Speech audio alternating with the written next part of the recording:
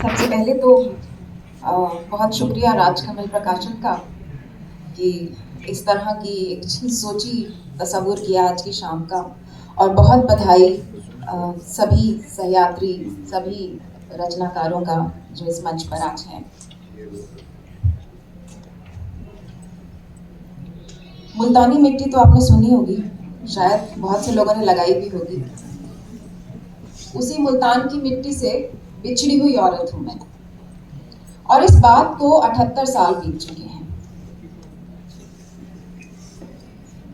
दिल्ली में भोगल, जंगपुरा का इलाका जहां मेरा बचपन बीता, वो आज भी रिफ्यूजियों के मोहल्ले कहलाते हैं। मैं माँ से पूछती थी, पापा से पूछती थी बचपन में कि स्कूल में सब बच्चे गर्मी की छुट्टियों में अपने गांव जाते हैं, हम क्यों कहीं नहीं जाते? क्या हमारा कोई गांव नहीं है? माँ टाल देती थी, पापा तो बिल्कुल नहीं बताना चाहते थे।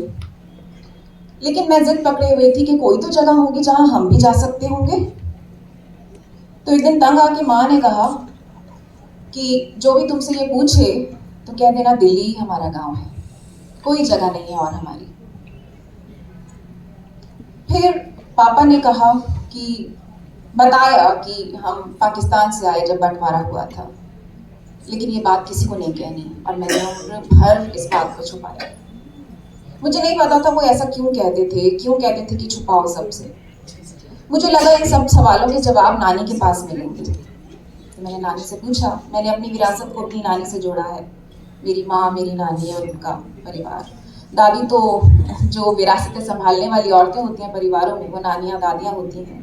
दादी तो मेरे जन्म से पहले ही गुजर गई थी, तो वहाँ कोई नहीं था विरासत पहुँचाने वाला, मुझ तक मुझे बताने वाला, सारी चीज़ें की जवाब देने वाला। शायद किसी की रुचि भी नहीं थी। तो नानी के पास थे उन सारे सवालों के जवाब। उन्होंने मुझे विभाजन के बारे में बताया, बंटवारे की देखी हुई अपनी आंखों देखी बातें मुझे सुनाई। हम सुनते रहते थे, लेकिन ये उपन्यास तब नहीं आया मेरे दिमाग में। ये उस दिन आया जब मुझे एक बहुत बड़ा झटका लगा।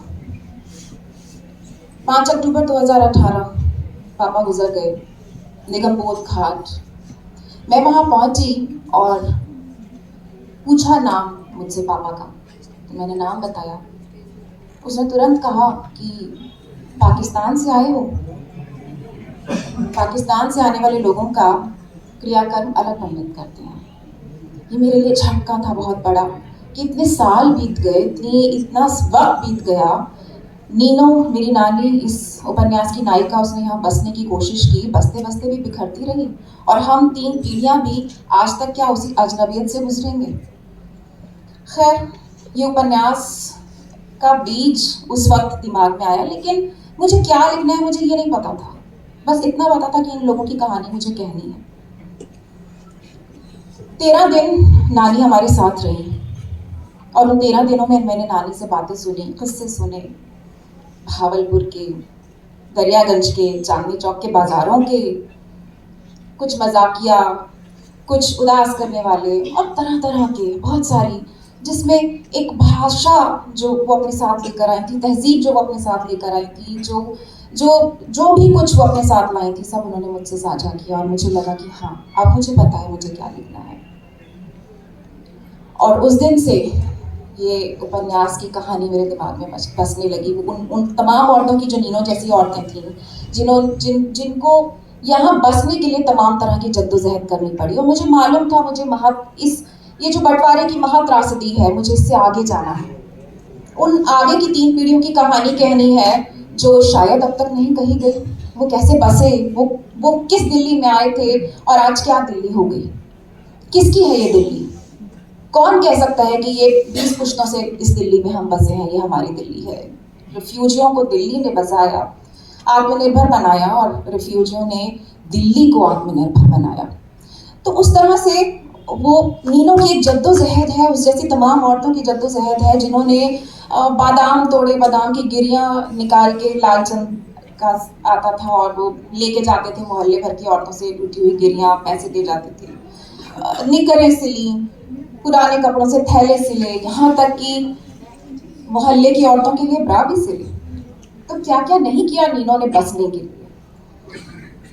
लेकिन ये कहानी सिर्फ नीनो की नहीं है, ये कहानी कुमार पाशी की भी है, मेरी नानी के भाई जो शायर हो गया। इस उपन्यास का शंकर कुमार पाशी है भी और कुमार पाशी नहीं भी है। ये कहानी महनूर, फातिमा और सुंदरलाल कथूरिया की भी है। ये रिकवरी कमीशन में पकड़ी गई चंद्रों की भी है। ये कहानी हीरा बुआ की भी है, जिसने सिर्फ अपनी भारी आवाज और मर्दाना देह के लिए ही लानतें नहीं सुनी, अपने प्रेम के लिए भी लानतें सुनी। ये कहानी बहावलपुर से चलती है, ये दिल्ली आती है दरियागंज के गलियों में, ये जंगपुरा जाती है और फिर जमुना पार। ये कहानी है बंबई की धड़कनों की, कश्मीर की बेचैन वादियों की, और ये कहानी है इस मुल्क की, इस वतन की जो मेरा वतन है, हिंदुस्तान है, जिसके लिए नीनो के पास एक सबक था आखिरी वक्त में। रूठे न मनंजी, पाड़े न सिब्बी, ते मुल्क की में बसे। रूठों को मनाओगे नहीं, फटे को सिलोगे नहीं, झगड़ों के बाद अगर अपना व्यवहार नहीं बदलोगे तो मुल्क बसेगा कैसे। इस नीनो की ये कहानी, ये यात्रा मैं आपको समर्पित करती हूँ। आज आई होंगी मेरी 8 किताबें, लेकिन आज मैं जितनी भावुक हूँ और खुश हूँ शायद कभी नहीं हुई। शुक्रिया।